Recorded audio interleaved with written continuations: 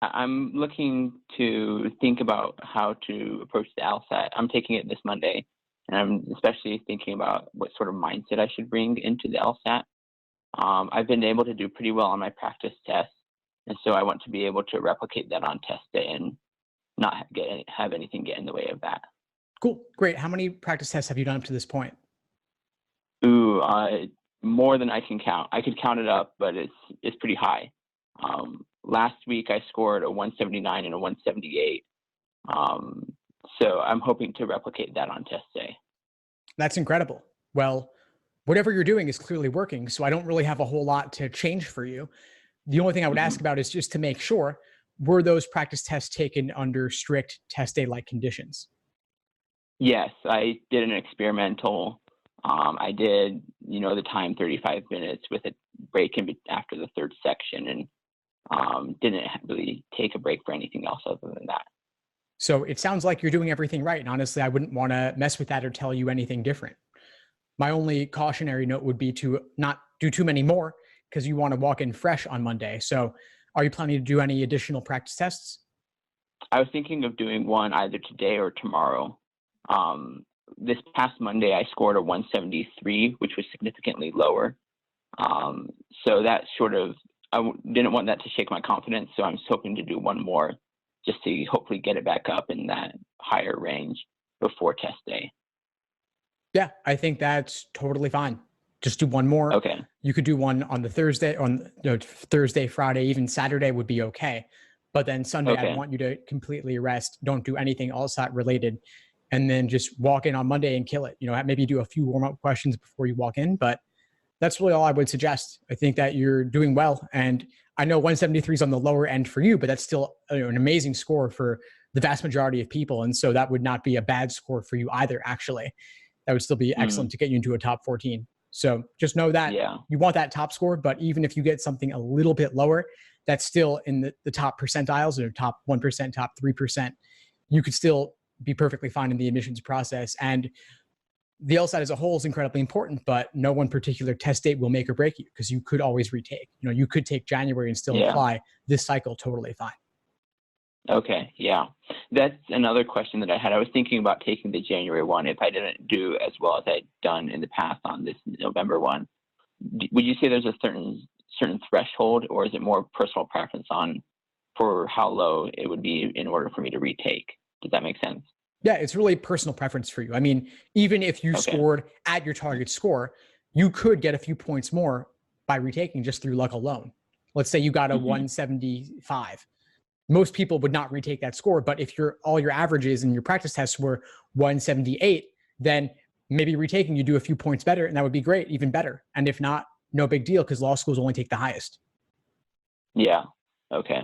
Yeah, I was looking on, I think it was Yale's website. I think they used to say that they look at the highest, but they also consider like a holistic set of factors, including other test scores. Is that the case, or do they strictly look at the highest one, would you say?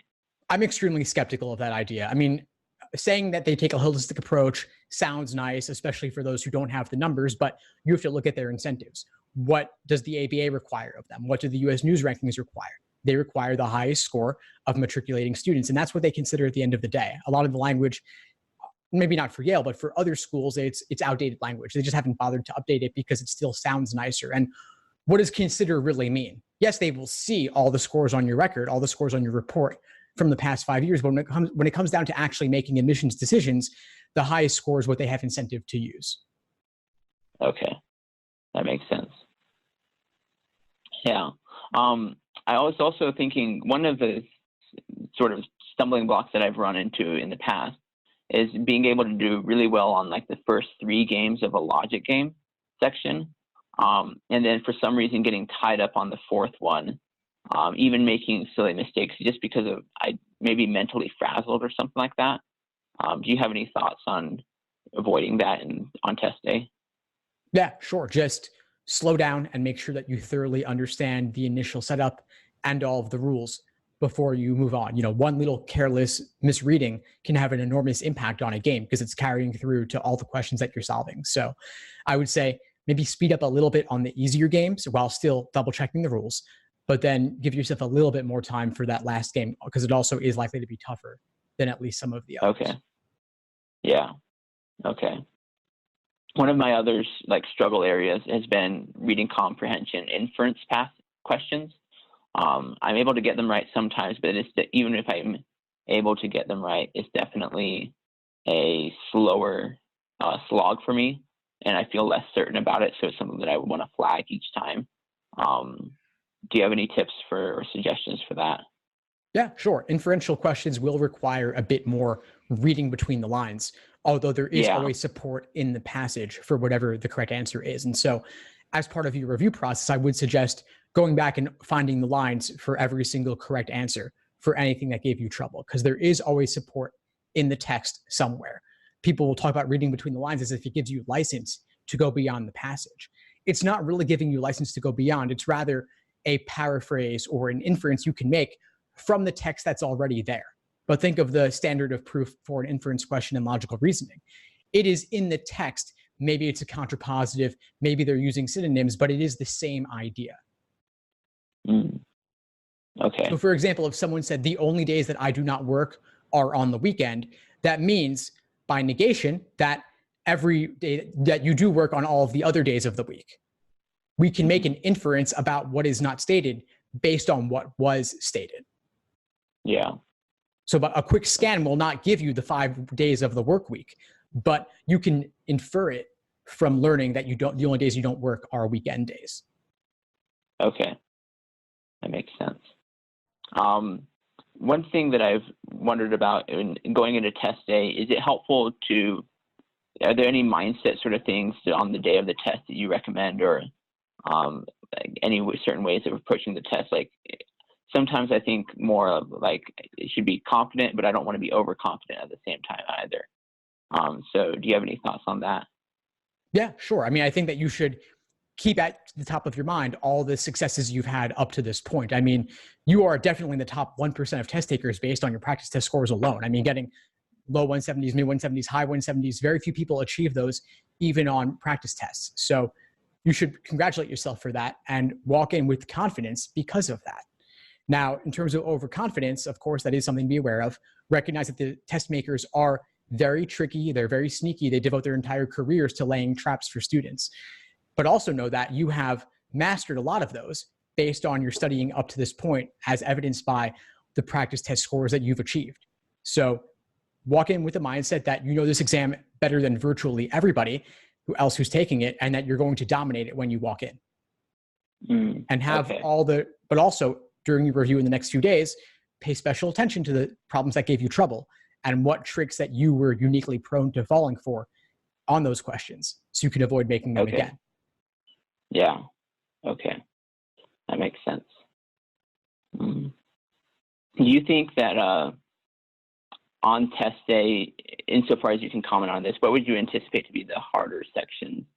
And what can you comment on it all? Like, do you think there's going to be a harder LG or like a harder LR with a lower LG and that sort of thing?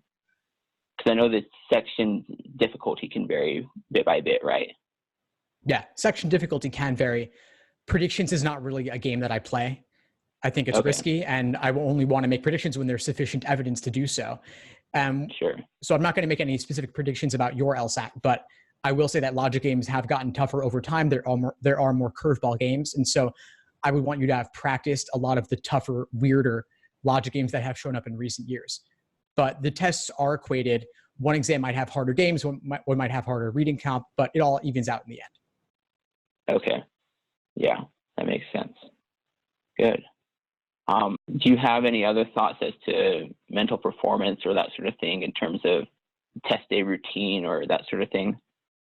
Yeah, I actually have an entire playlist focused on LSAT test day preparation, including properly simulating test day conditions and overcoming nerves and anxiety and stress. So I would definitely encourage you to check that out. I think for simulating test day, you've probably done a lot of that right already, but you might want to review that video in case there's anything that you haven't done that you might want to consider. Even things like eating the same snack during your practice test that you will be eating on test day, or having a Ziploc bag next to you during your last practice test, just as you will have one next to you on the actual LSAT itself. And then for nerves and anxiety, things like mindfulness meditation or different ways that you might try out to relax. I think could be really useful. And so I would say check out that playlist and those videos in particular. Okay. Yeah, I'll make sure to do that. Thank you for that recommendation. Yeah, of course. What would you say is the biggest insight you got from our call today? The biggest insight is I really liked how you mentioned the importance of simulating test day, even down to the details of the Ziploc bag and the snack that you eat and that sort of thing. That's something that I hadn't done, and I think that's something I'll do on my next practice test. That was very actionable and helpful. Excellent. Well, I think you're well situated to do better than the vast majority of test takers, and I'm excited to see how it turns out for you. Is there anything else you would need in order to feel complete for today? No, I don't think so. Awesome. Well, I'm really glad we connected, and please keep in touch. Let me know how it goes. Okay. Thank you, Steve. Thank you so much. Thanks for tuning into the show. Please subscribe if you haven't done so already to be notified of new episodes as I release them. And feel free to reach out if you need anything at all as you move forward with your prep. I'm happy to help however I can. In the meantime, I'll wish you all the best and take care.